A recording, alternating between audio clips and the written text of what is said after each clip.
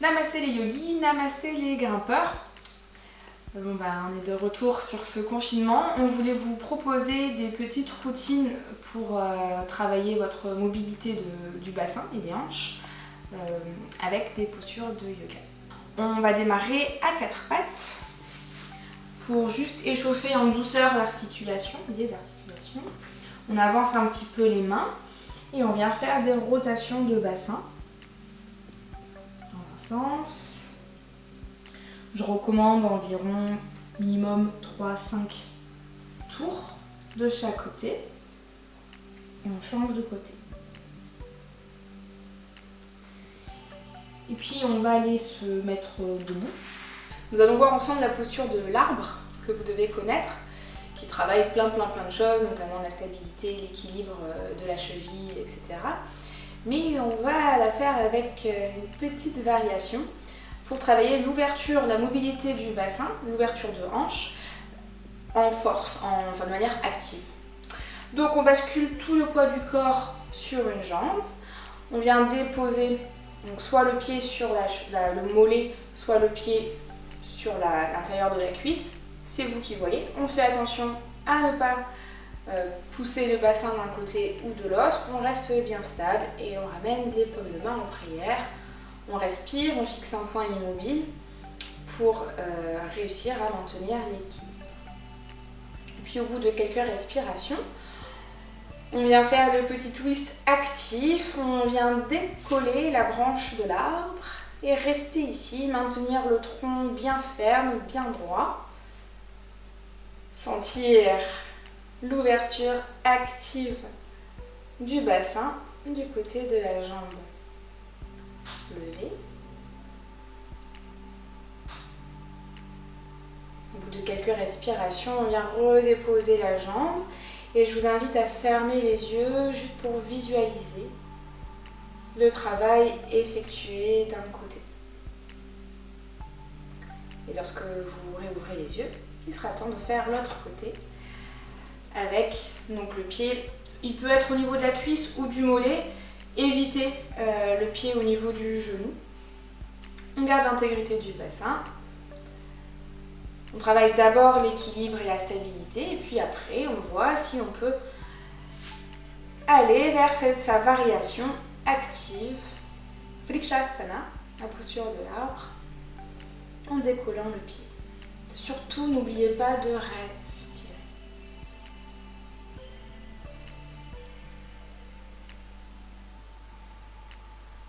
Et on redépose le pied. On ferme les yeux, on visualise le travail effectué. On peut essayer de ressentir l'équilibre dans le bassin. Et on réouvre les yeux. Pour la suite, on va retourner assis sur le sol. Pour la suite, nous allons donc travailler de manière toujours active cette articulation de la hanche. Donc on veut une hanche mobile, ça veut dire rotation externe et rotation interne. Et c'est ce qu'on va simplement travailler. Mais d'abord, on va la préparer en berçant son bébé mollet. On vient déposer l'arête externe du pied dans le coude, le genou dans l'autre coude et on berce bébé.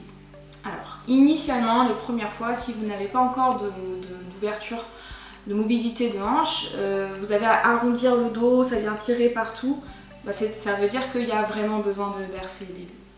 Et au bout d'un moment, vous allez trouver ça de plus en plus confortable et vous allez, en plus de bercer le bébé, le relever. Là, vous allez remarquer que lever le pied, ça agit directement là, à l'extérieur de la fesse, de la cuisse. Bonjour, nous travaillons nos muscles qui permettent de stabiliser et d'ouvrir les hanches. Une fois qu'on a bien préparé, qu'on a bien bercé son mollet, on peut venir déposer le pied sur la cuisse opposée. Et là, plusieurs choses. On n'a pas tous le même niveau, on n'a pas tous la même morphologie. On peut soit poser le pied ici, vers le genou, soit vers l'intérieur, vers le nombril en fait. Peu importe où vous êtes, et on vient battre du genou. Préparer encore une fois l'articulation. Quand ça devient chaud, prêt, vous pouvez donc vous amuser à venir faire donc, cette posture où on vient se pencher en avant. Ardha Baddha Padma Padottanasana si vous êtes curieux. Et on va alterner avec Mukha Eka Pada Padottanasana. On vient donc ici passer le pied à l'intérieur et le pied à l'extérieur.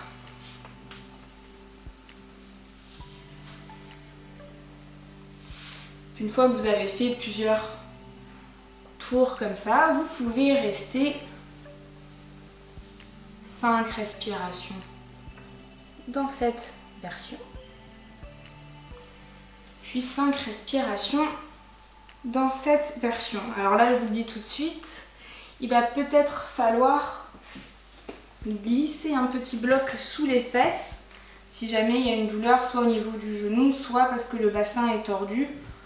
Ça sert à rien de se mettre mal, on a les mêmes résultats ici.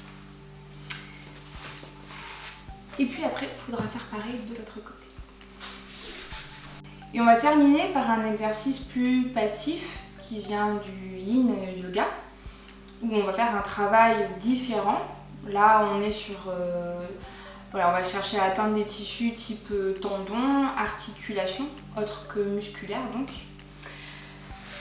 Ça va s'appeler la posture du carré. Je crois que certains l'appellent la biche, mais je suis pas sûre de moi. Donc pourquoi carré? Parce qu'on essaye de faire un carré. Ça veut dire quoi? Ça veut dire des angles droits. Alors pour l'enseigner assez souvent, je sais pas pourquoi, hein. Ça c'est pas un angle droit. Hop, j'ai un angle droit de manière idéale entre mon genou et mon mollet et ma cuisse, devant et derrière.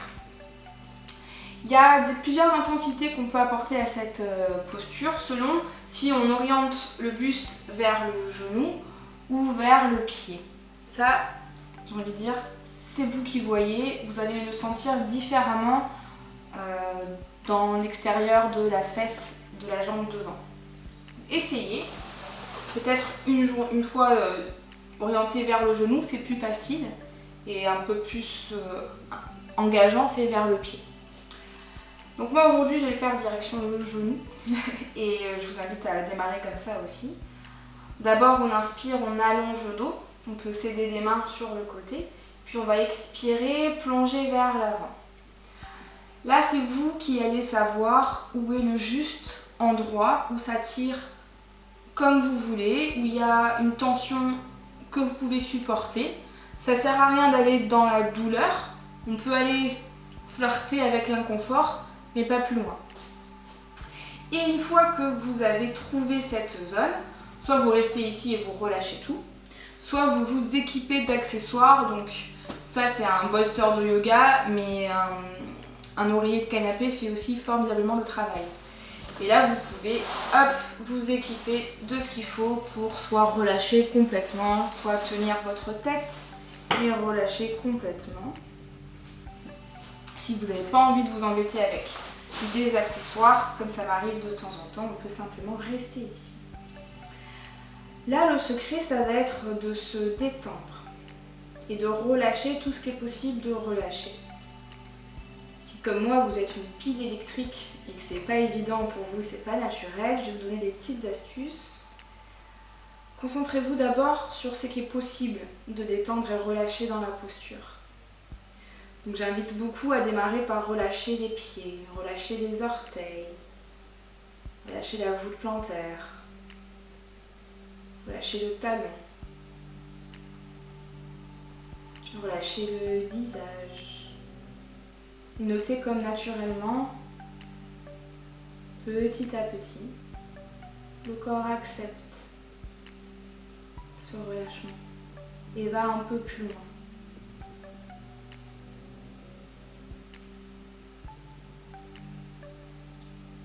Je vous conseille de maintenir la posture minimum 4 minutes.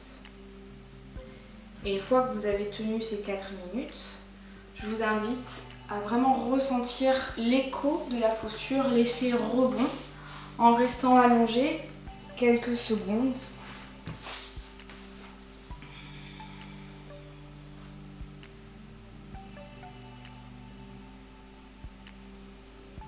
Et puis, il sera temps de faire l'autre côté. Pareil, vous allez voir qu'il n'y a jamais de symétrie parfaite dans le corps.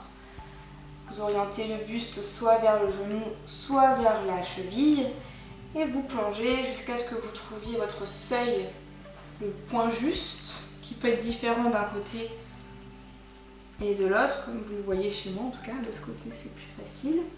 Et une fois que vous avez trouvé le bon point, essayez de détendre au maximum ce qui est possible de détendre pour commencer.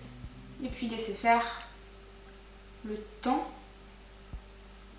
la gravité et la passivité. Pareil, maintenez minimum 4 minutes la posture. Pendant ces 4 minutes, mettez l'accent sur la respiration. Juste respirer, c'est tout.